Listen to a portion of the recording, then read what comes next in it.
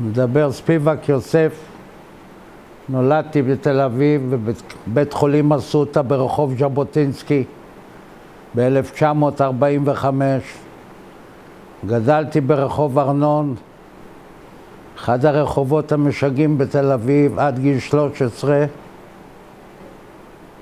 בגיל 13 הלכתי לקיבוץ מרחביה, הייתי שם 7 שנים, עד הגיוס לצבא. עשיתי חיים משוגעים שם.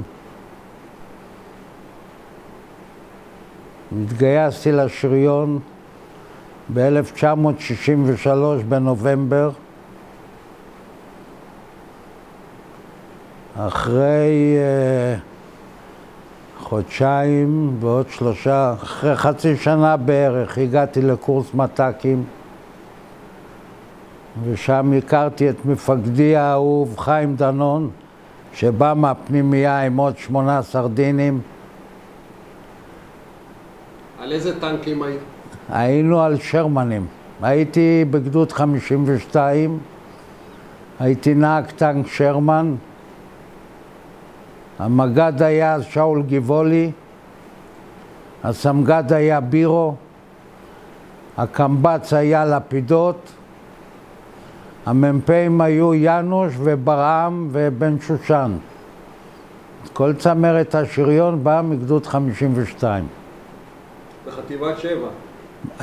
זה היה אז חטיבת 7.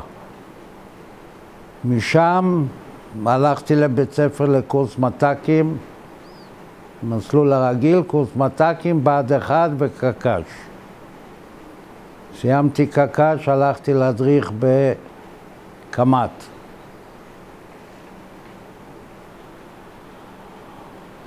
ב6 הימים הייתי בבית ספר לשריון. בבית ספר גייסו את כולם, קמ"ט, קק"ש, קורס מ"פים, את כל המדורים, מדורי תותחנות, מדורי קשר וזה, הקימו גדוד שהמג"ד שלו היה נתן ניר. והבית ספר התרוקן. ואז התחילה המלחמה. אחרי יומיים קרא לי זקס, שהיה מפקד מדור תותחנות, אז נהיה מפקד בית ספר, לי ולעוד אחד, למצגר, שהיינו מדריכים בקמ"ט, ואמר, אתם מקימים פלוגה מהאנשים האלה ואלה ואלה ואלה, אתם נוסעים לבית מ"ב, מקבלים 13 טנקים ירוקים חדשים שהגיעו, לא צבעו אותם עוד לא כלום, ואתם נוסעים, הולכים לירדן. טוב, הגענו מי היה המ"פ? מצגר. הוא היה פשוט כמוני, יחד איתי בקורס קציני שריון, אבל הוא היה סמל ותיק, הוא היה יותר מבוגר, אז הוא יהיה המ"פ. ואתה סמ"ך מ"פ? כן. אבל לא הכרת שוטים. לא. לא הכרתי שוטים. כשהתחילו להתאמן על שוטים בקמ"ט, במחזור האחרון אני הייתי כבר קצין ניהול. אבל הכרתי שוטים, עשיתי הסבה לשוטים. אוקיי. הסבה עשיתי בבית ספר לקראת זה. כן. אבל היה לי, הוא נסע על טנק ולי היה טנדר ויליס. הטנדר הזה מת באמצע הדרך. הגענו לרמאללה. רגע, אבל אמרו לכם למי להצטרף? כן, כן, כן, היינו ת"פ חטיבה 4 משהו, חיר. חטיבת חיר, שנתנו להם פלוגת שריון. זה אותה חטיבה שכבשה את לטרון? אני חושב. אז כשעברנו באמת בלטרון, כבר היינו גוויות בדרך. ואז הטנדר שלי מת, והגענו לרמאללה, ואמרתי לנהג שלי, לך תביא לי אוטו. הוא אומר, מאיפה אני אביא לך? אני אומר, תסתובב, מה שתראה תביא. הביא לי שברולט. אחרי 3 ימים אמרו, תחזרו, אתם עולים לרמת הגולן. זאת אומרת, באזור לא. לא נלחמתם. ירינו פגז אחד בפעמון של המנזר למעלה, בשביל להגיד להם. לא היה שום התנגדות, שום דבר. ואז חזרנו לישראל, והוא בא עם מספר צבאי, שמנו בשברולט מספר צבאי, נהיה לי רכב מ"פ. עם זה עלינו לרמת הגולן. אתה זוכר איך נסעתם? על מובילים? על מובילים. נסענו, ירדנו מהמובילים, עלינו לרמת הגולן. איפה ירדתם מהמובילים? למטה, מתחת לרמה. בדרום, במרכז? במרכז. שם באזור ראש פינה? כן. כן. באזור ראש פינה ירדנו, עלינו על זחלים למעלה. כשאני עליתי למעלה ראיתי את בירו יורד עם ג'יפ למטה כבר עם כדור בפה,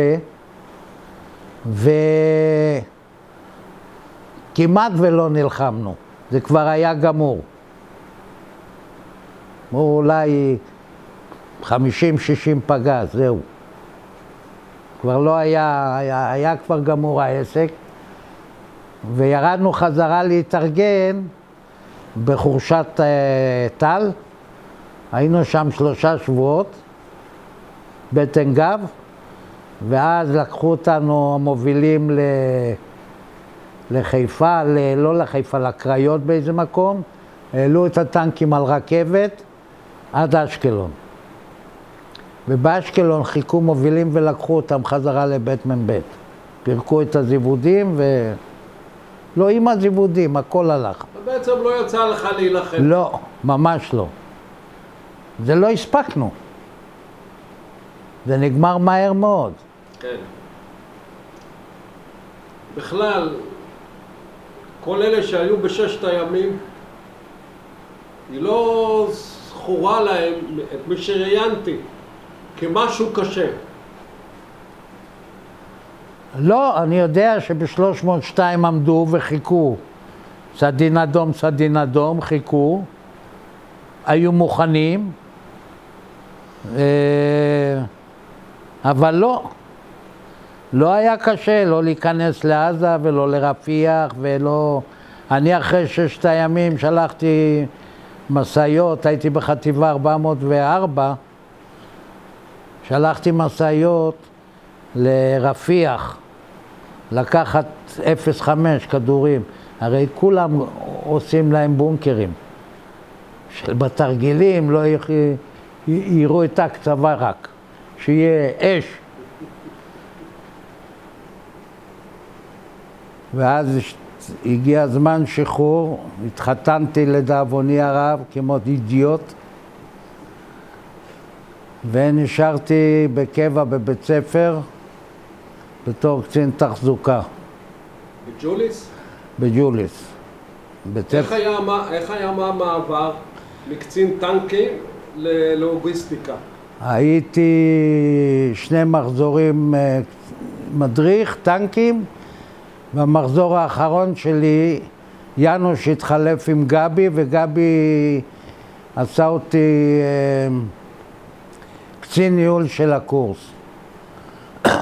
ומשם, שחתמתי, אורי רום לא רצה שאני אעזוב, מפקד בית ספר, כי קיבלנו טרקטור והוא רצה להתעסק איתו, לחפור איתו, ואני הייתי קיבוצניק, השאיר אותי בבית ספר.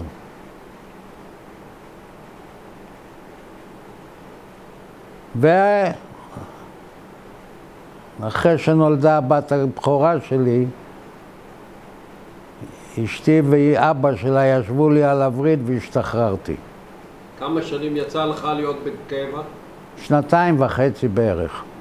זאת אומרת, שירתת איזה 4 שנים. לא, 5.5. 5.5. 3 שנים סדיר ו2.5 קבע.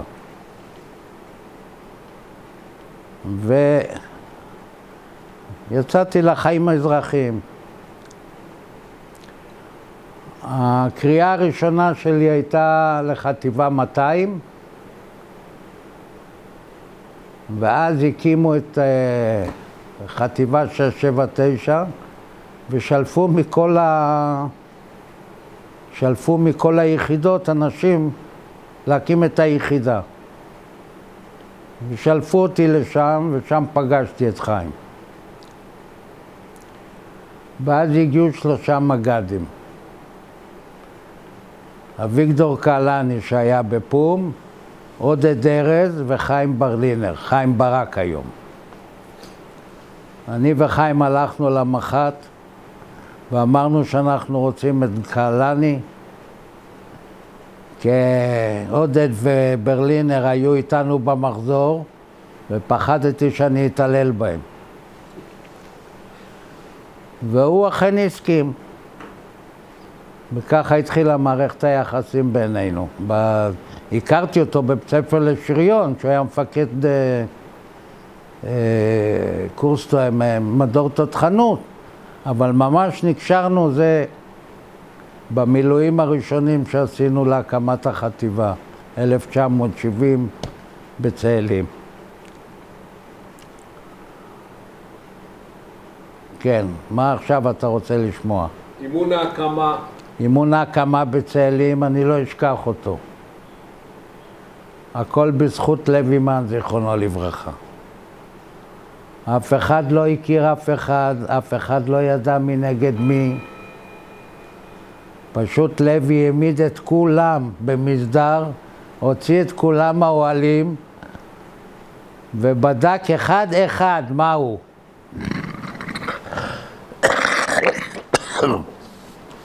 כי כולם ניסו להבריז. זה לקח כל הלילה, אבל בבוקר היה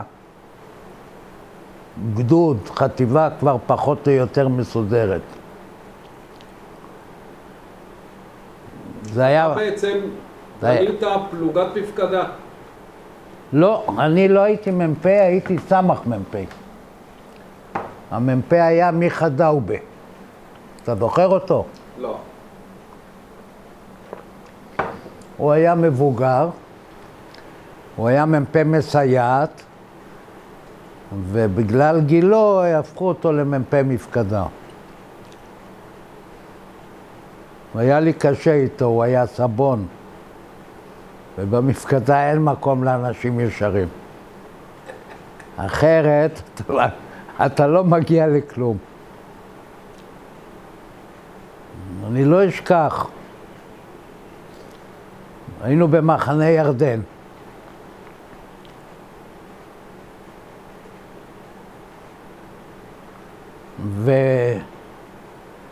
ופנה אליי אחד מהימ"ח ביפתח, שיש לי נהג, לא זוכר את שמו, שאחותו מתחתנת, צריך לתת לו לצאת לקריית שמונה.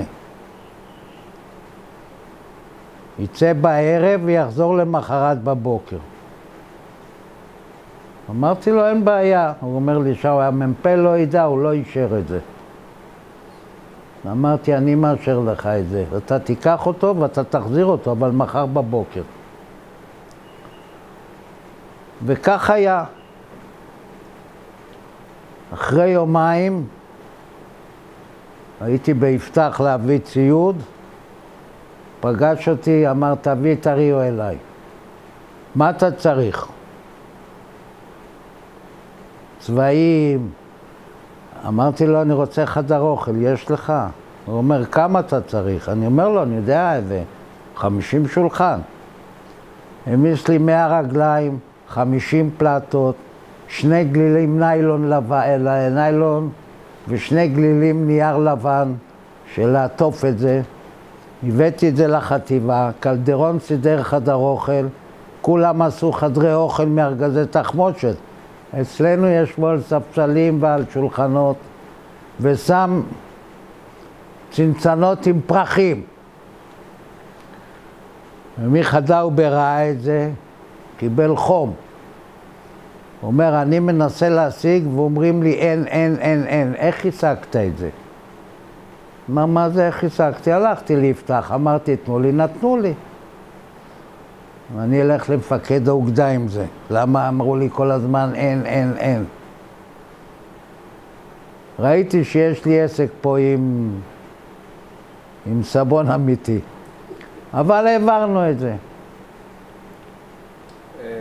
ספיבק, תספר, בין אימון ההקמה ל-73, הייתם בתעסוקה, היה לכם אימונים? כן, היה לנו תרגיל גדודי אחד או אפילו שניים אני חושב. לא, אחד.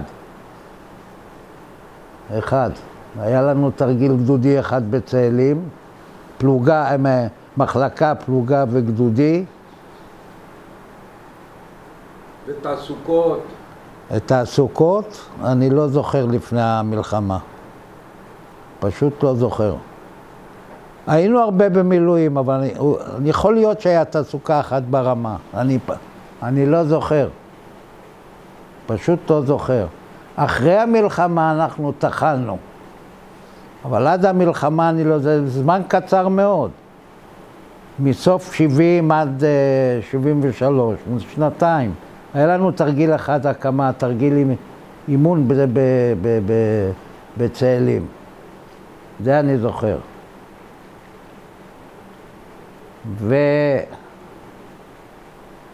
ובמלחמה ירד מיג על מיכה. דנון לא היה מג"ד במלחמה. דנון התחיל סמג"ד. תספר לי קודם, לך אחורה קצת. איפה נודע לך? אחרי שנה אביגדור קהלני עזב את הגדוד, הוא קיבל גדוד סדיר, גמר פום, והגיע אלינו מג"ד בחור בשם הראל משה. הכרת אותו? כן. משה הראל. ומשה הראל, מיכה נסעו בג'יפ וירד עליהם מיג. והם נפצעו. ואז אני קיבלתי את הפלוגה ומיכה הלך לבית חולים. משה חזר, מיכה כבר לא חזר מאז. פגשתי אותו לפני 4 שנים, פעם ראשונה אחרי המלחמה בכנס של החטיבה בשיפון. ספיבק, תספר לי, איפה היית שנודע לך שפרצה המלחמה? ועל תהליך הגיוס. במלחמה פרצה, אני הייתי בבית, והיה לי טנדר פז'ו חדש, ולפני שהספקתי לזוז, באו מאיזה ירם, רצו לקחת את הטנדר. אבל הייתה שם נורית העזרה שהיבבה. ואני אמרתי להם, חבר'ה, זה אוטו חדש באחריות, יש פה בעיה עם לחץ שמן, אתם רואים זה מעבב. לא אכפת לי, תיקחו את האוטו, רק תנו לי מכתב שסיפרתי לכם על זה, ואם ילך מנוע, אני רוצה אוטו חדש. ואז הם החליטו שהם לא רוצים להתעסק איתי, ואני נסעתי עם הטנדר ליפתח. הגעתי ליפתח, זה היה שבת בבוקר, ב-10-11 בערך, ראיתי את אור מסתובב שם. זאת אומרת, עוד לא פרצה המלחמה. המלחמה פרצה כבר. פרצה בשבת בבוקר. לא, בשבת בצהריים. בצהריים? כן. אני הייתי לפני זה. אז גייסו אותך גיוס מהיר כזה? לא גייסו, אני באתי לבד, לא גייסו אותי. אף אחד לא קרא לי. כן.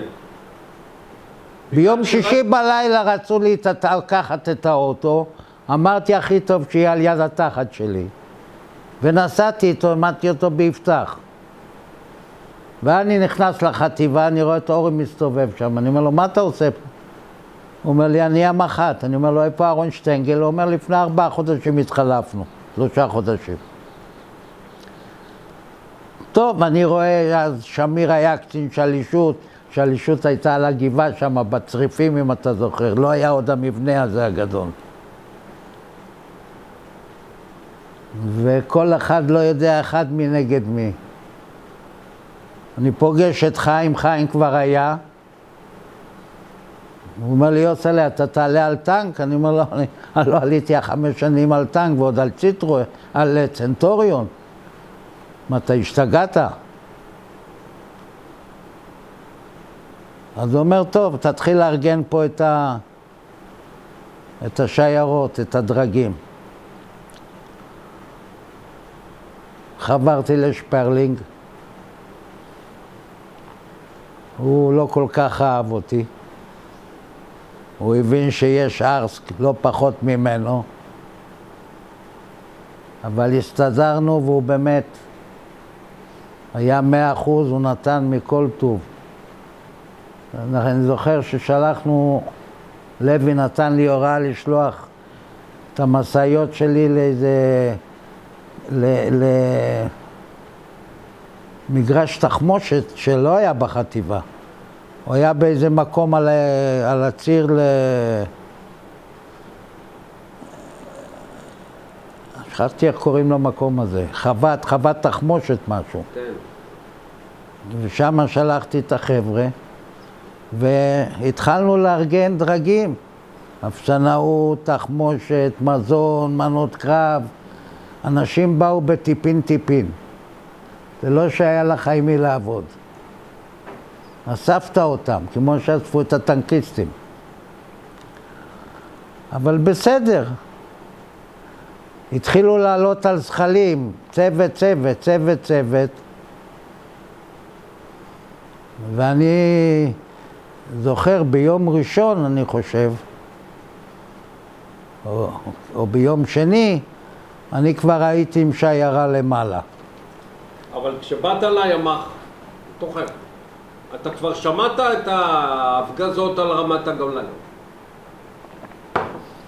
שמעתי, כי בשלישות היה מכשיר קשר פתוח, ושמענו את כל הפקודות ואת כל הקרבות. אתה רוצה שנעשה הפסקה? למה? לסיגריה. אם זה לא מתאים לך, אתה תעצור. איך שאתה רוצה. לי לא מפריע. נמשיך.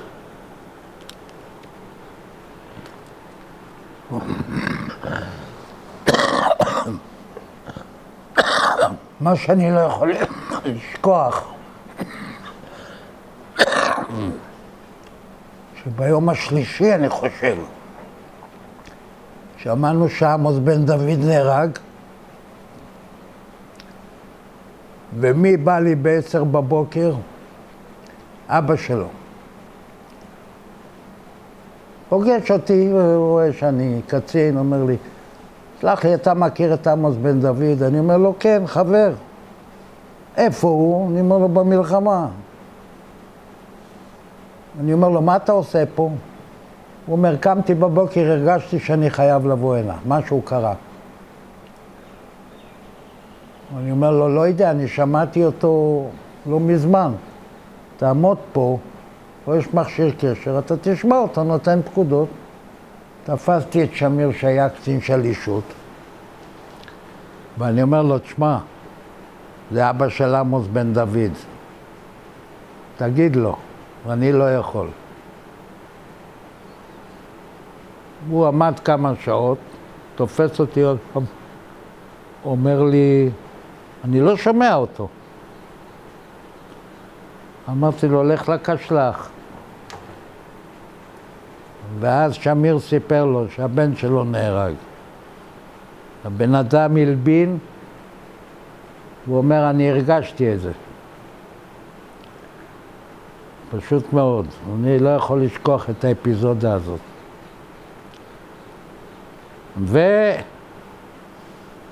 וכל לילה עלינו עם שיירות למעלה. איפה התארגנתם? התארגנו שעוברים את בית המכס העליון, יש איזו פנייה ימינה, איזו רחבה כזאת.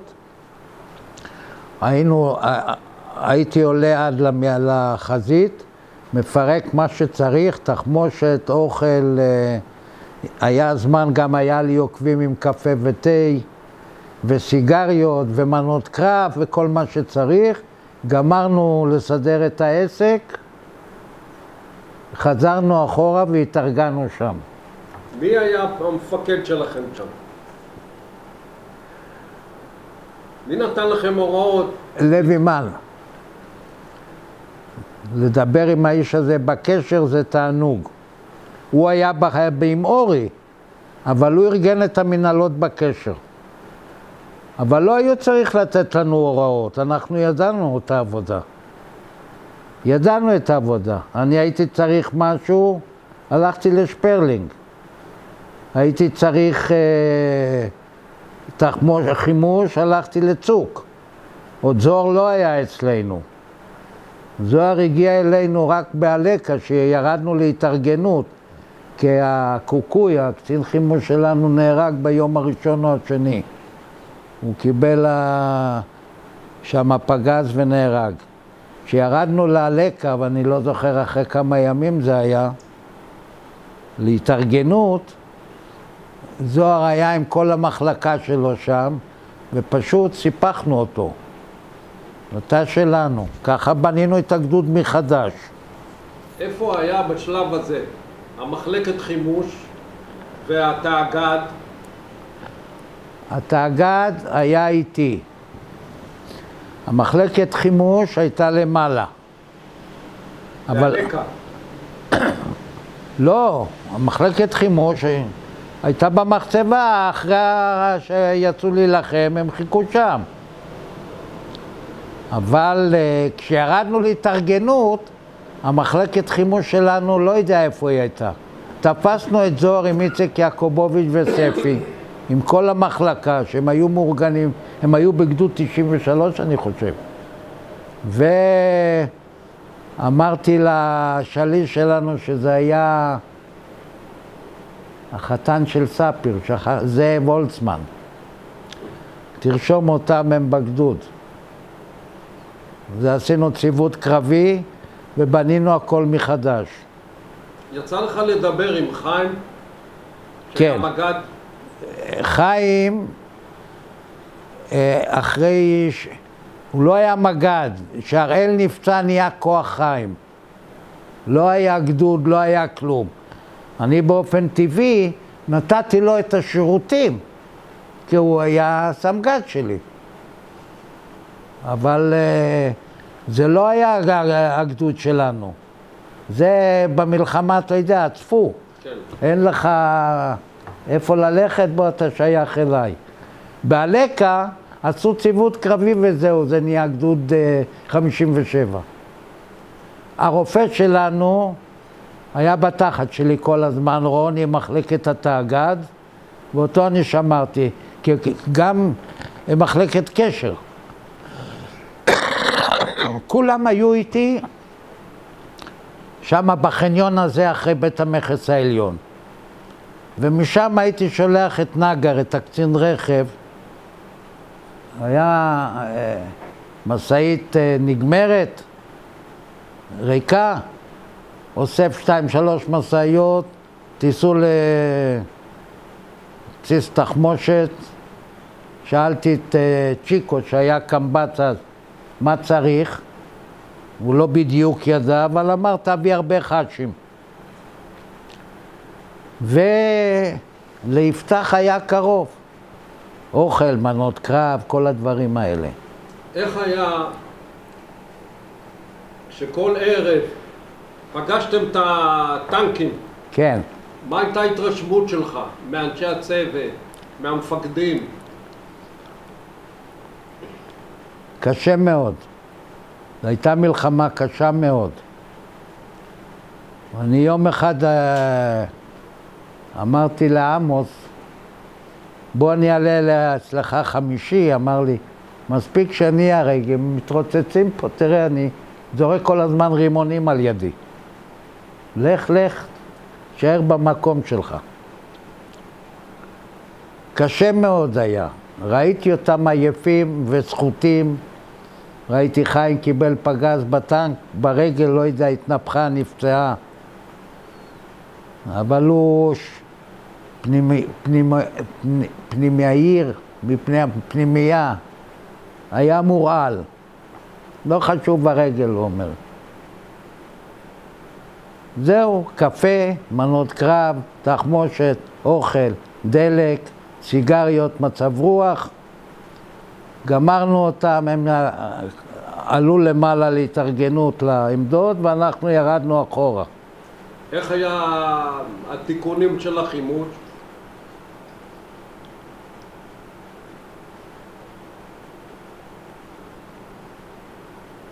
אני לא יודע. אני חושב שהם ירדו להלקה, לחצר של לוי-מן.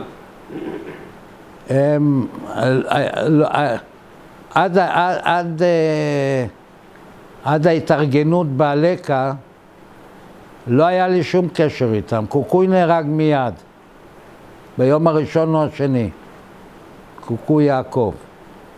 ואני באמת לא יודע איפה החימוש היה. קצוק הפעיל אותם, לא אנחנו. זאת אומרת, היה ריכוז חטיבתי. כן. זה היה שם בחצר של לוי-מן בהלקה. יכול להיות. אני הייתי למטה יותר. להלקה הגעתי אחרי 10 ימים, אני חושב, שירדנו להתארגנות. שכבר כוחות סדירים הגיעו ומילואים הגיעו, ולפני זה היה הכל בטפטופים. בא צוות, עלו למעלה, בא צוות, עלו למעלה. צנטוריונים בקושי חיו. כל הדרך הזו מיפתח לראש פינה ולרמת הגולן על זחלים, זה לא היה תענוג כזה גדול. איך היה החבר'ה שלך בפלוגת מפקדה? הנהגים, אנשי קשר, אנשי אפסנאות, תפקדו? הם תפקדו, הנהגים עשו בתחתונים. אני זוכר שהייתי במשאית הראשונה עם התחמושת, ביום הראשון או השני, אני אומר לנהג, תתקדם, והוא אומר, תראה את הרגל שלי, לא יכולה לעזוב את הקלאץ'. הרגל רעדה. אני אומר לו, אתה רוצה שאני אחליף אותך? הוא אומר לי, לא, תן לי להירגע רגע. כולם פחדו, בייחוד אלה שהובילו תחמושות. בייחוד אלה. אבל זה ברור. ויהודלה, זיכרונו לברכה, ושמעון רייס, היו מובילים אותם עם הג'יפים. אנשי הסיור. כן. זה היה... תשמע, אני בוגר מלחמת 6 הימים. גם במלחמת 6 הימים הייתי ברמת הגולן. קיבלתי פלוגה של צנטוריונים שעוד הגיעו מבריטניה בצבע ירוק, והתותחים היו 75 מילימטר. 90 ליטראות. ועם זה עלינו לרמה. אבל אני התחלתי בירדן, ואז הייתי אז בבית ספר לשריון, בקמת. ואז זקס, שהיה מפקד בית ספר בחירום, הגיע אלינו ואמר, אתם עולים על מובילים, עולים לרמה.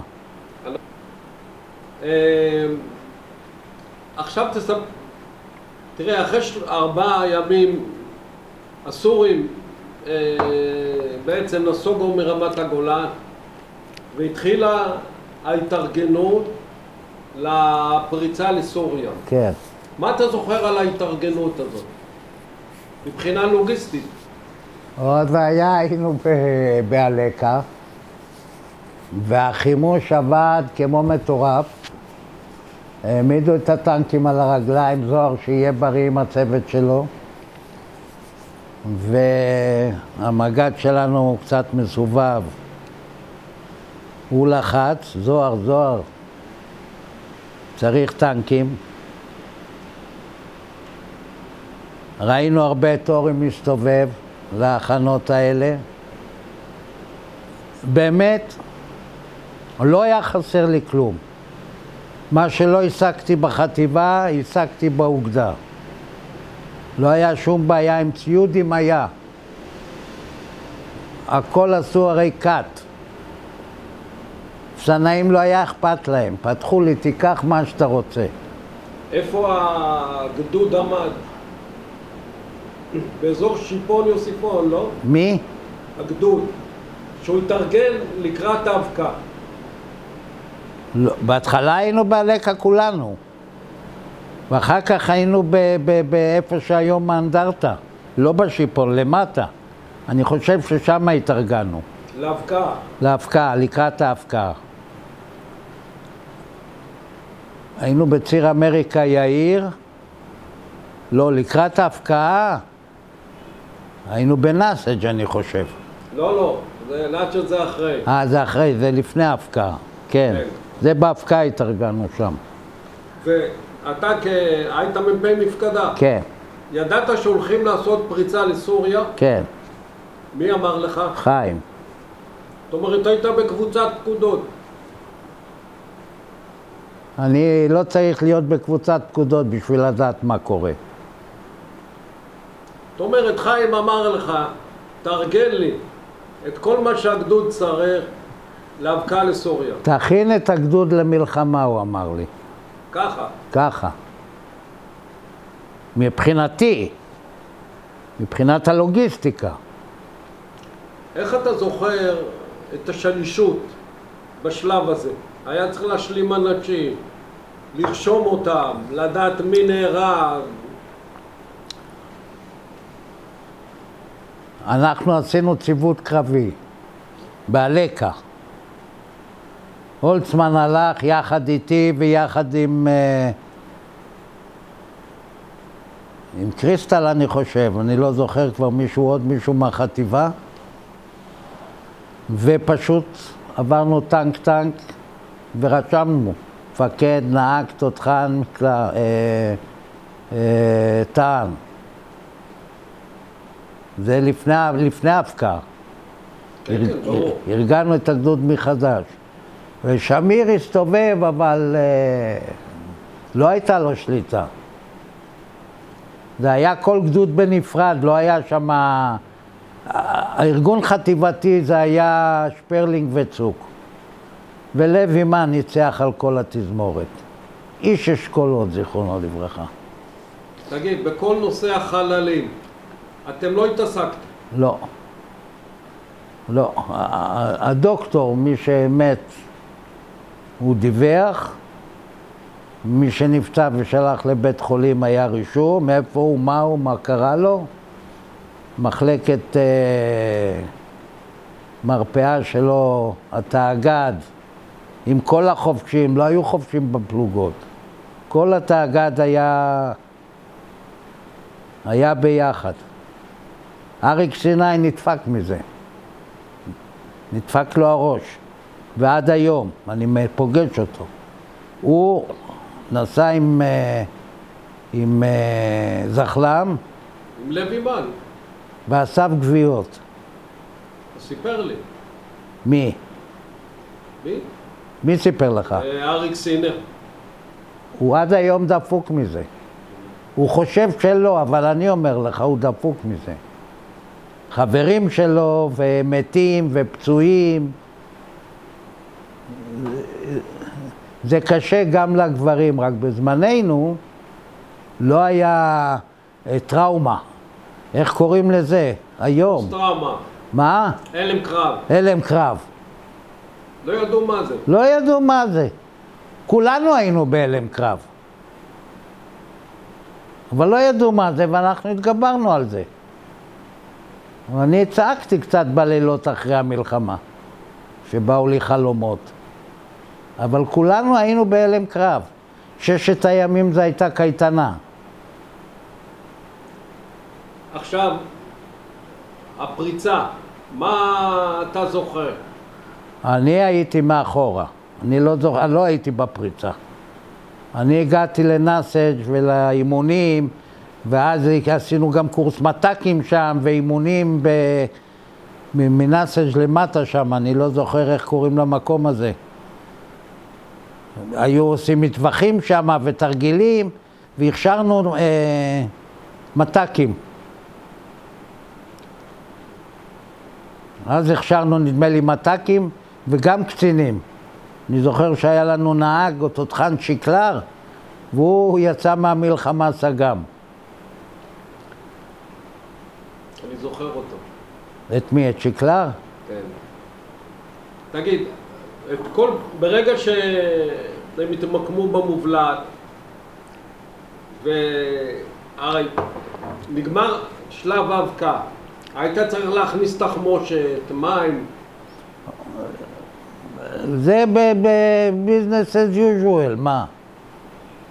אצלי כל הזמן הדרגים היו מוכנים פיקס, פול.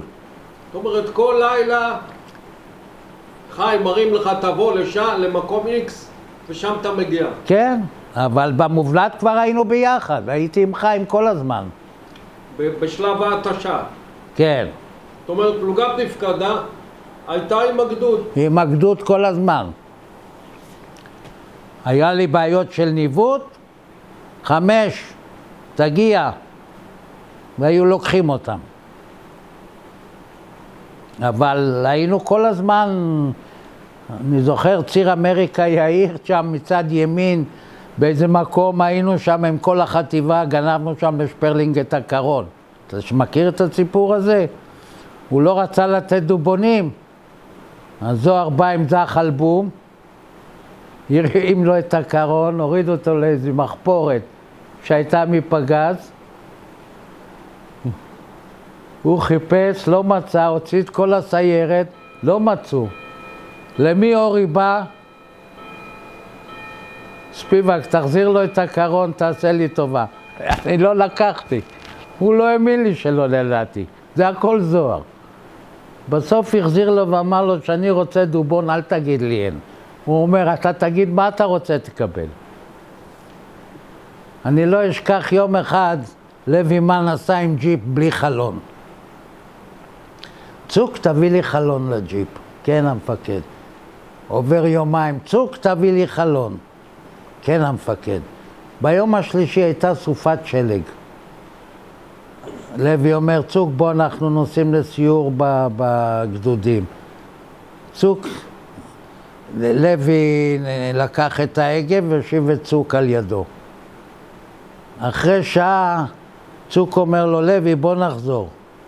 עד הערב היה חלון. אתה מבין, לוי היה איש חכם ומדהים.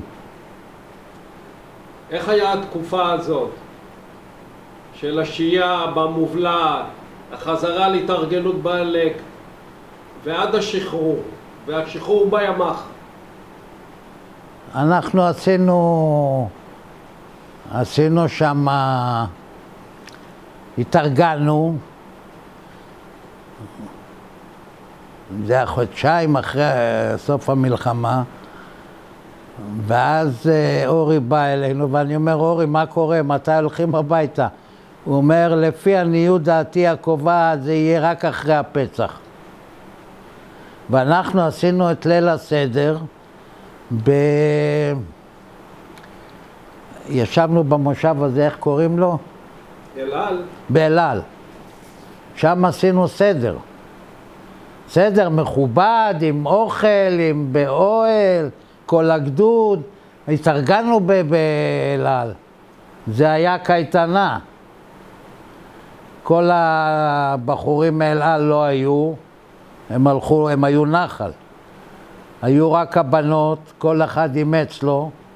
היה לנו מקלחות חמות, היה לנו הכל מכל טוב. אוכל, בהתחלה קברתי אוכל. אני אומר לספק, אל תביא לי אפונה ותירס. אל תביא לי אפונה ותירס. אנחנו לא אוכלים את זה. למה לא אוכלים את זה? הגיעו מנות טנקיסטים, אני לא יודע אם אתה זוכר, בקרטונים. קוונוסים ודברים טובים. לא אכלו את זה. ואז יום אחד בא אחד מהחבר'ה ורואה שאנחנו קוברים את האוכל. הוא אומר, מה אתם עושים? אני אומר לו, אנחנו לא אוכלים את זה, והם לא מפסיקים להביא. הוא הלך עם עגלה עם טרקטור למושב. לפרות. אתה מבין? באמת היה מכל טוב. ספיבק, איך אתה זוכר את הפעם הראשונה שיצאת לך הביתה? היה לנו טנדר כחול, שברולט, והיה הסעות קצינים. כל סוף שבוע. שבת כן, שבת לא. היה קו, היה מוריד ומעלה.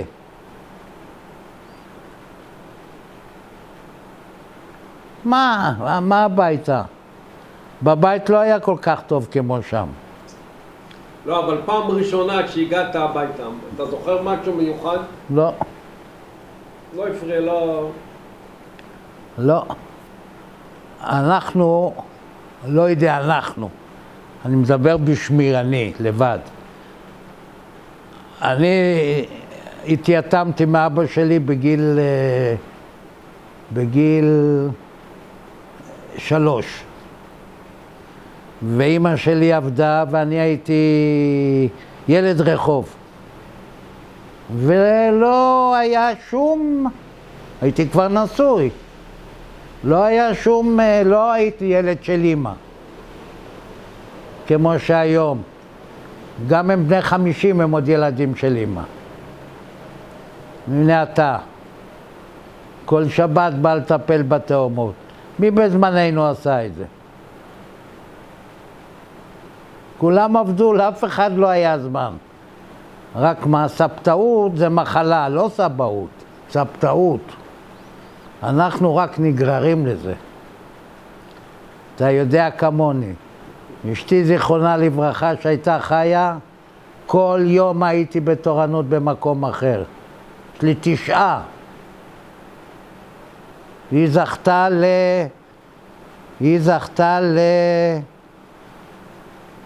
זכתה ל6. עוד 3 נולדו עכשיו, יש לי אצל הבן שלי תינוקת וילד בן 5, בן 6 כבר.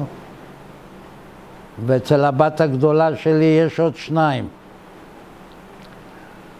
אבל זה, סבתאות זה מחלה. אז לא היה ככה. יש לי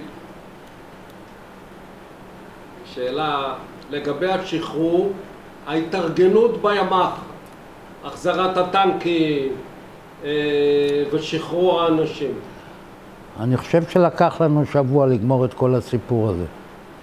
להכין את הטנקים, להכין את הימ"חים, להחזיר את הציוד. היה לנו רב סמל פרץ, אתה זוכר אותו? יכול להיות. היה אחראי גדודי שלנו על איש קבע. איש קבע.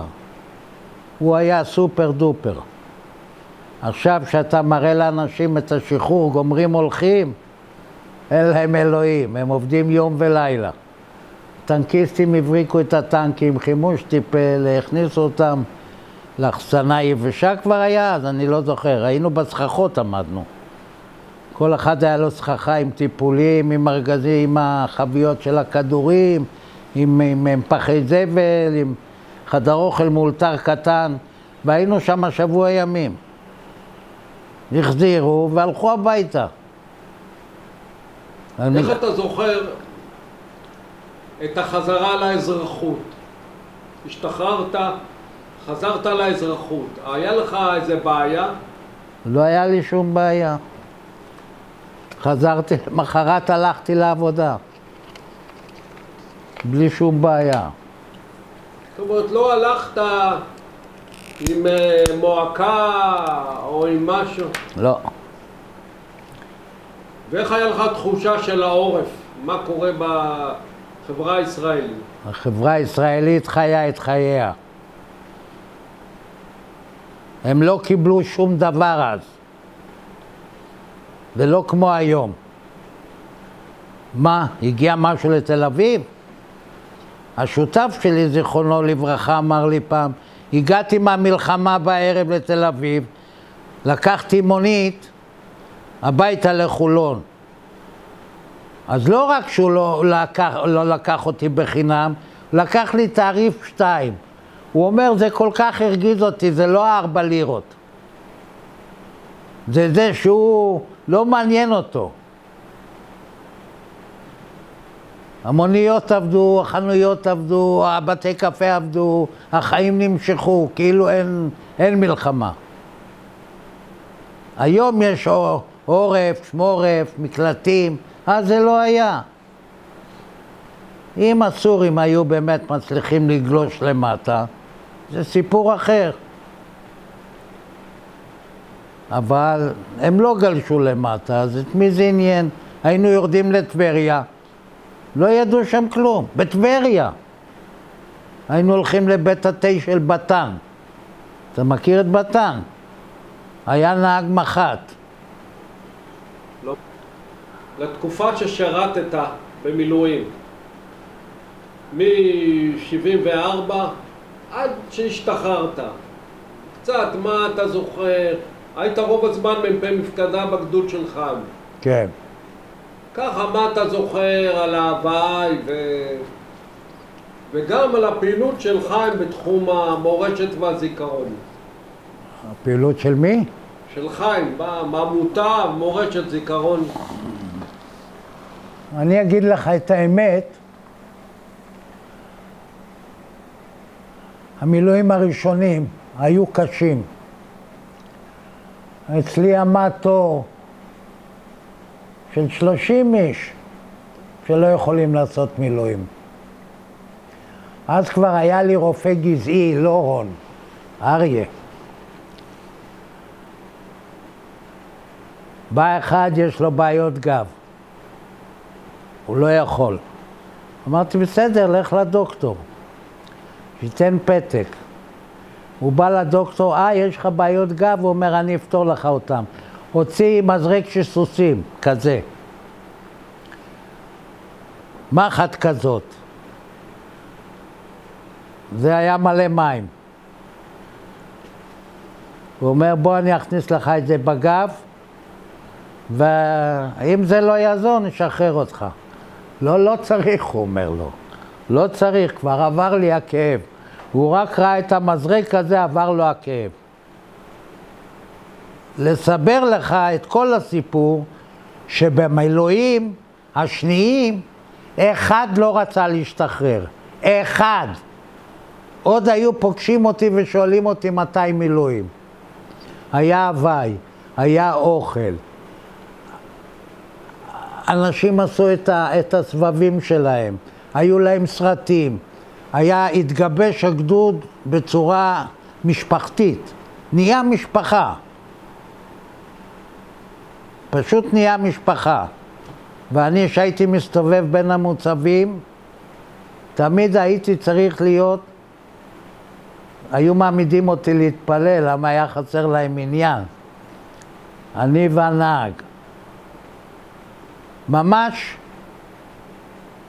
זה היה כיף לא רגיל. זאת אומרת, אהבת ללכת למילואים? כולם אהבו ללכת למילואים. זה היה חודש חופש ברמת הגולן, 8 כוכבים. עשו סיורים, עבדו, זה נכון. אני זוכר שפעם חטיבה 35, דורון רובין היה מח"ט. הוא בדק אותנו, הוא הכניס מישהו, איזה 3 חיילים שלו, וקיבלנו הוראה שיש חדירה, של לסגור. הוא נפל בקרשים, תוך שעה הם היו כפותים אצלנו, כל 3. סגרנו עליהם מכל הכיוונים 1-2. הוא אמר לנו, וואלה, אנשי מילואים, כל הכבוד לכם. והיה שמח, והיו הגששים שהיו מאכילים אותנו בדורבנים ובחזירים ובכל מה שצריך. הם היו מחוץ לרבנות. והיה ממש טוב. ואז לימים חיים דנון פרש, והביאו לנו את המסומם הזה מאיחוד הקיבוצים. מה שמו? מרשק. מרשק, יואל מרשק. יצחקי היה אז המח"ט. היינו בגדר הטובה במילואים, והוא ניסה להשתלט עליי, וזה לא הלך כל כך. גמרנו את המילואים, חזרתי לעבודה, יום אחד מתייצב אצלי יצחקי בנגריה, הוא אומר לי, תשמע, יואל מרשק לא רוצה אותך, אתה מפחיד אותו. אמרתי, אז שילך. אני פה 20 שנה, מה עכשיו בא יואל מרשק? מי זה יואל מרשק? הוא אומר, עזוב, אתה כבר, זה לא בשבילך. אני אומר לו, מה אתה תעשה אותי? פקק בפיקוד? הוא אומר, לא תהיה פקק. אתה תהיה במפחש. אמרתי לו, לא, אתם כל פעם שיהיה לכם חסר קצין, אתם תקראו לי, אני לא מוכן. ואז זה היה על התפר שלו עם ינאי. ואז הוא אומר, אני מוציא לך סיכום רעיון, ובהסכמת המח"ט החדש, לא תהיה פקק. אמרתי לו, בסדר. וכמובן, עברה חצי שנה, קיבלתי צו לפיקוד צפון. אתה הולך ללבנון, מפקד כוח. אמרתי, לא יהיה. צלצלתי לאדון ינאי, אמרתי, יש לי סיכום רעיון בחתימה שלך. הוא אומר, אני מבטל לך את המילואים, אתה לא הולך.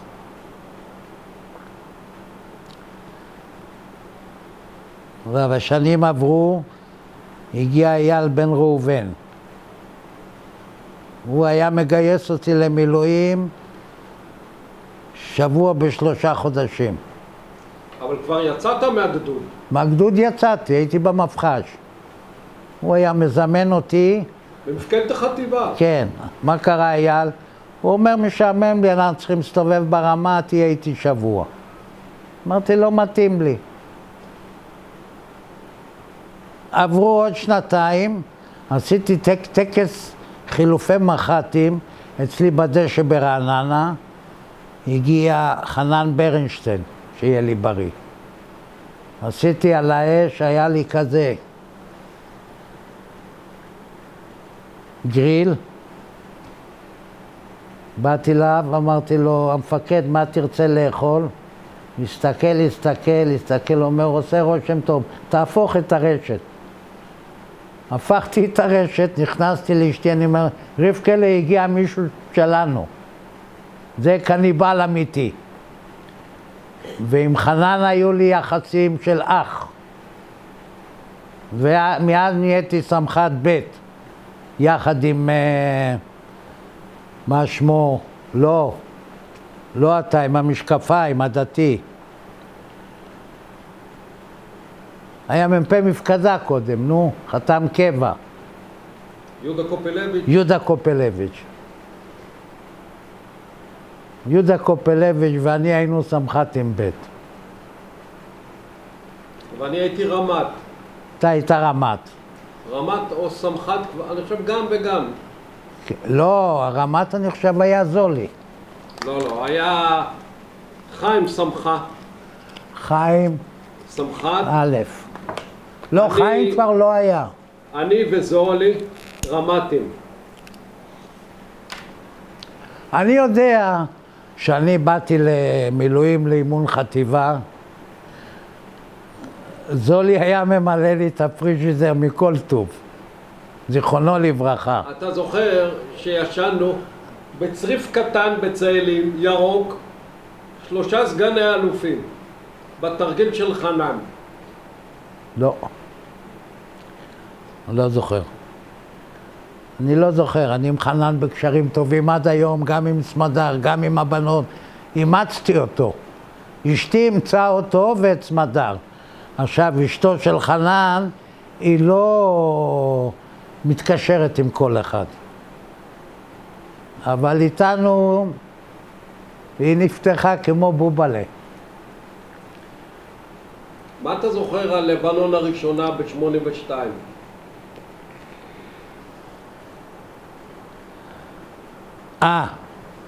כן.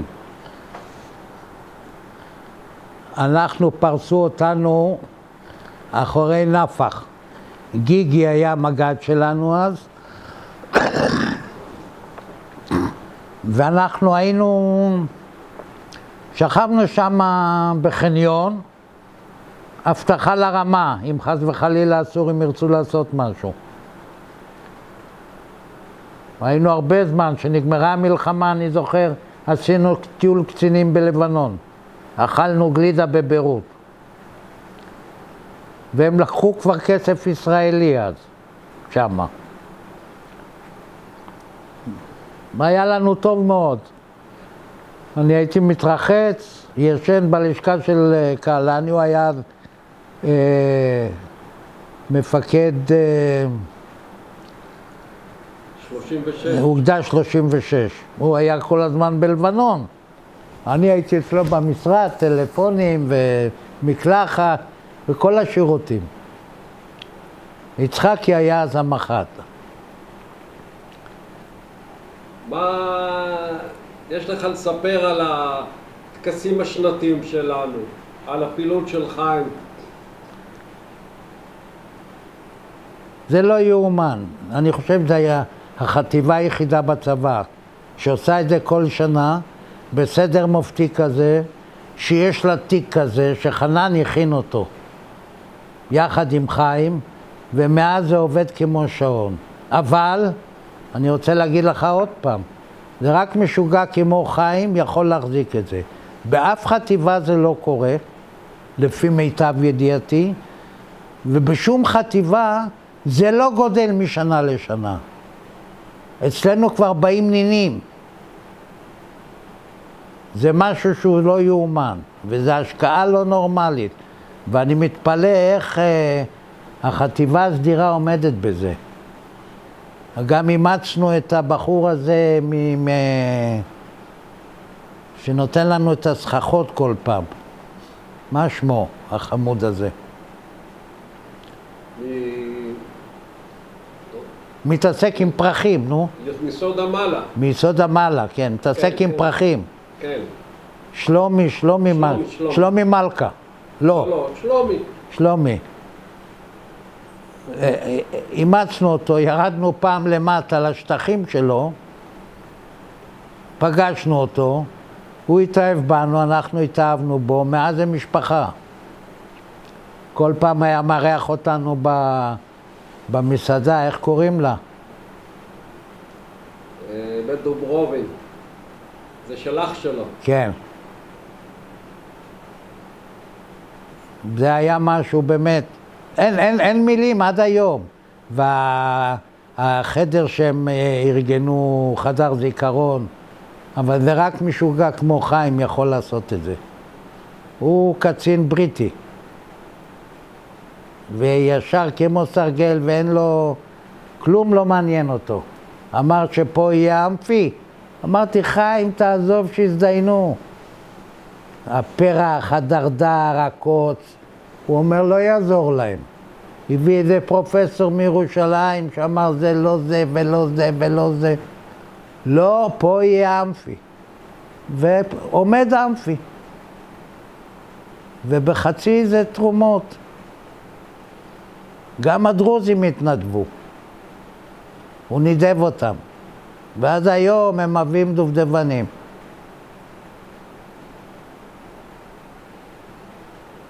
זהו, חטיבה מפוארת. בלי אלם קרב ובלי כלום. במלחמת לבנון השנייה, אני כבר לא גייסו אותנו, אבל המשוגע מילא את הג'יפ במתנות, לא יודע מאיפה הביא אותם. שקיות כאלה, בתיקים מקרטון עם דברים טובים בפנים, ונסענו למטולה, וידידנו פוזון, שהיה אז קמב"ץ, או קצין אג"ם, אני לא יודע מה היה אז. מודיעין. קיבל אותנו, וראינו את כל מה שקורה, ואז אני לא אשכח, נסענו לאוגדה. מפקד האוגדה היה חמוד משהו. החמוד הזה מהשייטת. אני נכנס להנגר, רואים כולם צילומים של המזל"טים, אוכלים, שותים, צעקות. אני ניגש אליו ואני אומר לו, תגיד לי ילד, מה זה כל הברדק הזה? מה קורה פה? מה, אתה לא שומע כלום, לא רואה כלום. מי אתם? אני אומר, אנחנו נלחמנו פה שעוד היית בביצים של אבא שלך. אז הוא שמע, אתם מיום כיפור פה? אני אומר לו, כן. הוא אמר לכולם, תתחפפו, הושיב אותי ואת חיים על ידו. הוא רצה לשמוע מה הוא צריך לעשות. הוא בא מסכן חודש או חודשיים קודם לשריון מהשייטת. הוא יודע לצלול, מה הוא מבין בטנקים? פעם ראשונה שורה טנקים במלחמה. כן? והוא השתחרר. לקח אשמה עליו, היה איזה מג"ד שברח, בלי להזכיר שמות, וזה היה ברדק אמיתי. נעשה קאט.